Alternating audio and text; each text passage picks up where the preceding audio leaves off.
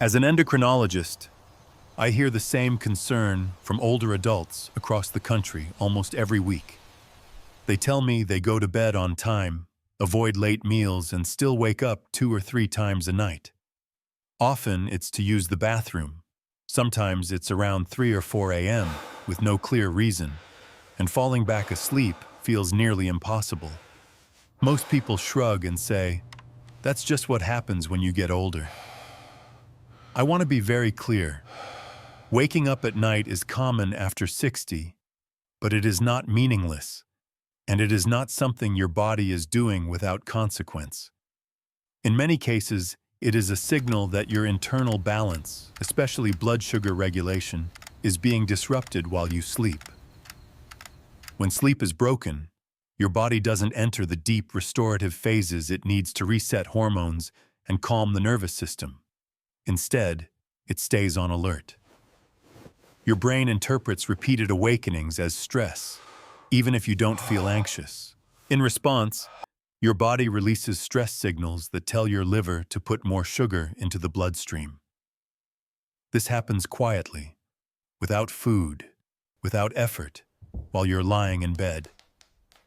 By morning, that extra sugar is still circulating, and your fasting blood glucose can be 10 to 20 milligrams per deciliter higher than expected. Many older adults wake up tired, thirsty, or foggy and assume it's poor sleep alone, not realizing their blood sugar has been affected all night long. What makes this especially frustrating is that people often blame age instead of cause. They accept night waking as unavoidable and focus only on daytime habits. But after 60, nighttime patterns matter just as much, if not more. Repeated awakenings are not just interruptions. They are signals that your body is struggling to fully power down. Understanding this changes everything. Instead of feeling helpless or resigned, you can start paying attention to what your nights are telling you. When sleep becomes steadier, blood sugar often follows, and mornings begin to feel lighter, clearer, and more manageable again. I often explain to my older patients that the body does not distinguish well between real danger and internal stress, especially after age 60. When sleep becomes shallow or fragmented, the brain interprets that broken rest as a signal that something is wrong. Even if you are safe in your bed, your nervous system shifts into a low-grade alert mode. This is what I refer to as false stress. You may not feel panicked, but your body behaves as if it needs to be ready for action, and that has a direct impact on blood sugar control. During deep sleep, your system is designed to slow down. Heart rate drops, muscles relax, and insulin works more efficiently, helping move sugar out of the bloodstream and into cells. At the same time, the liver is supposed to reduce how much glucose it releases. When sleep is too light, that process never fully starts. Instead, stress hormones rise gradually through the night. These hormones send a message to the liver that energy might be needed, so the liver begins releasing extra glucose. This happens quietly, hour after hour, without food, without awareness. By the time you wake up, your bloodstream is already carrying more sugar than it should. For younger adults, this stress response is often temporary. Their insulin reacts quickly and clears the excess glucose. But after 60, insulin moves more slowly and tissues are less responsive. That means the sugar released overnight stays in circulation longer. Many people wake up with dry mouth, heavier limbs, or a dull headache, not realizing these are signs of elevated blood sugar driven by nighttime stress rather than poor eating choices. False stress also feeds on itself.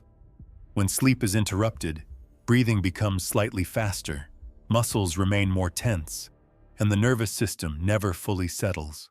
This makes it easier to wake up again during the night, especially in the early morning hours. Each awakening reinforces the stress signal, prompting more glucose release. Over time, this pattern can raise fasting blood sugar consistently, even in people who are disciplined with diet and medication. In everyday life, this explains why so many older Americans feel like their body is on edge in the morning. They may feel rushed, shaky, or mentally foggy before breakfast.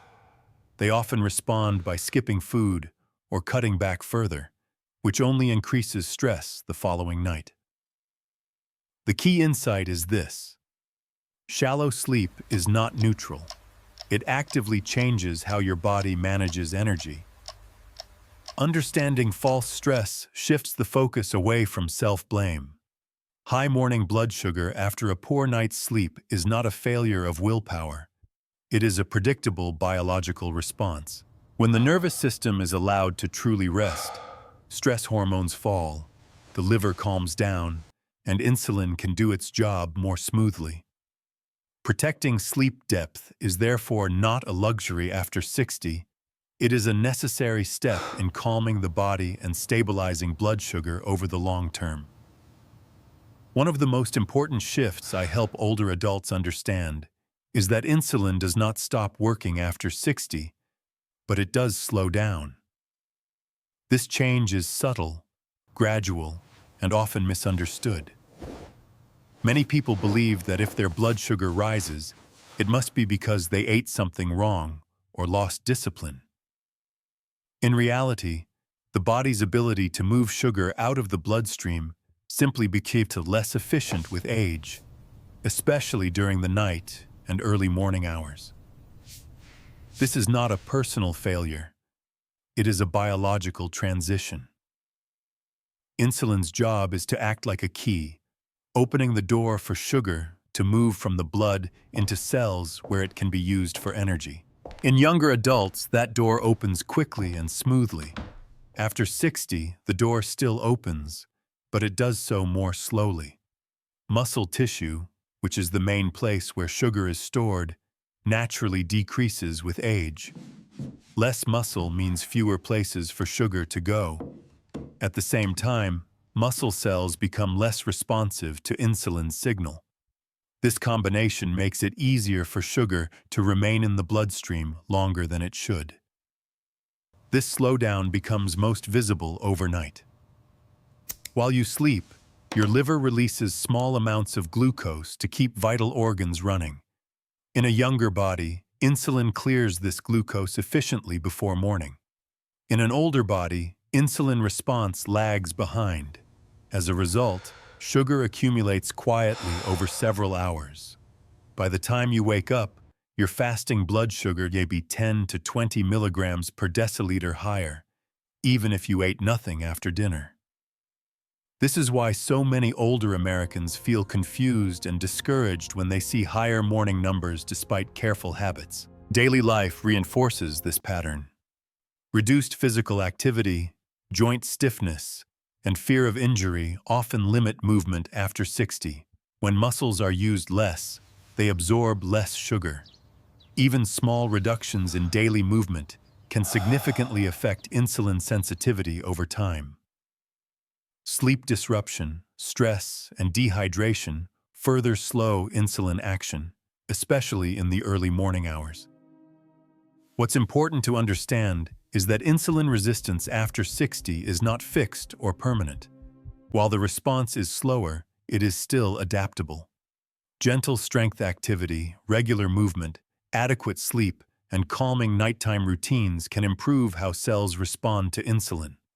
The goal is not to force blood sugar down aggressively, but to support the system so insulin can work at its natural pace. When older adults understand this slowdown, they stop blaming themselves and start focusing on strategies that match how their bodies actually function now.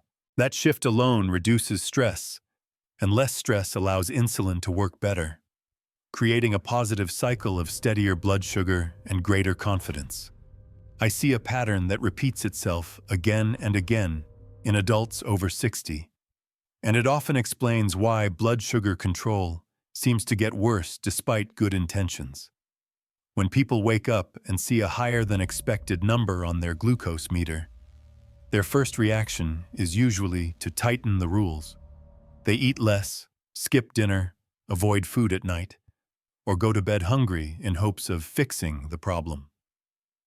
This reaction feels logical, but after 60, it often pushes the body in the wrong direction. Going to bed with an empty stomach sends a powerful signal to the brain that energy might be scarce. The body does not interpret this as discipline. It interprets it as stress.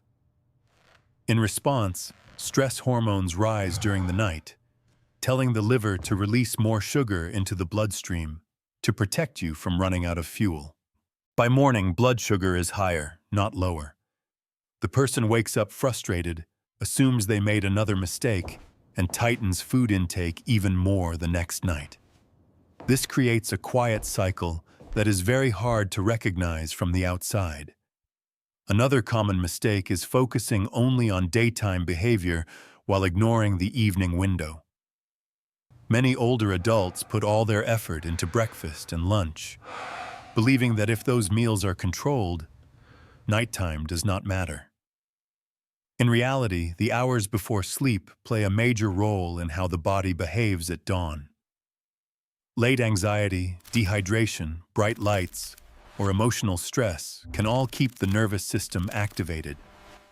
When the body never fully relaxes, insulin struggles to work properly overnight. I also see people overcorrect after a poor morning reading by skipping movement or eating too little the next day because they feel discouraged. This reduces muscle activity, which further limits how much sugar muscles can absorb. Over time, insulin sensitivity declines even more. What began as a single high reading turns into a long-term pattern, driven not by food choices alone, but by stress and fear.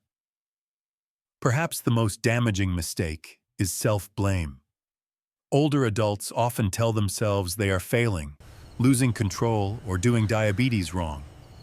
This emotional burden raises stress hormones just as much as physical factors do. Stress, whether emotional or physical, always pushes blood sugar upward. The truth is that many of these reactions come from caring deeply about health. But after 60, the body needs reassurance more than restriction.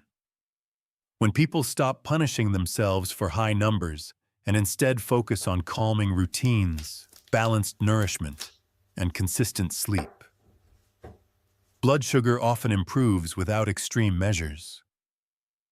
Understanding which habits quietly make things worse is the first step toward choosing ones that truly support the body's changing needs. One of the most practical shifts I encourage adults over 60 to make is to stop seeing sleep as passive rest and start seeing it as an active tool for blood sugar control. After this age, what happens at night often matters more than what happens at breakfast. Sleep is not just recovery time for the mind. It is when the body decides how calm or reactive it will be the next day. When sleep is protected, the entire glucose system becomes easier to manage without force or fear. Using sleep as a tool begins with understanding that your body needs to feel safe before it can regulate blood sugar properly. Going to bed overly hungry, anxious about numbers, or overstimulated by bright lights keeps the nervous system alert. An alert nervous system signals the liver to stay active and continue releasing sugar into the bloodstream. In contrast, a calm bedtime routine tells the brain that energy is available and there is no need for emergency fuel. This allows the liver to slow down and insulin to work more smoothly through the night. Simple evening habits can make a meaningful difference. Eating a small, balanced amount of food earlier in the evening helps prevent nighttime stress signals. This does not mean heavy meals or late snacking, but rather avoiding the mistake of going to bed depleted. Hydrating earlier in the evening, lowering lights after sunset, and keeping a consistent bedtime help the body settle into deeper sleep cycles. Even improving sleep depth slightly can reduce morning blood sugar by several points. Sleep also supports muscle and nerve recovery. During deep sleep, muscles become more responsive to insulin, making it easier for sugar to move out of the bloodstream the next day. Nerves calm down, balance improves, and the risk of morning dizziness decreases. For older adults, this translates directly into safer movement, clearer thinking, and more confidence when starting the day. Perhaps most importantly, using sleep as a blood sugar tool reduces emotional stress. When people stop chasing numbers and instead focus on rest, anxiety levels drop. Lower anxiety means lower stress hormones, and lower stress hormones mean steadier glucose levels. This creates a positive cycle where better sleep leads to better blood sugar, and better blood sugar leads to better sleep. After 60, control does not come from pushing harder. It comes from working with the body's natural rhythms. Protecting sleep is one of the most effective, gentle, and sustainable ways to support blood sugar over time. When nights become calmer, mornings follow, and daily life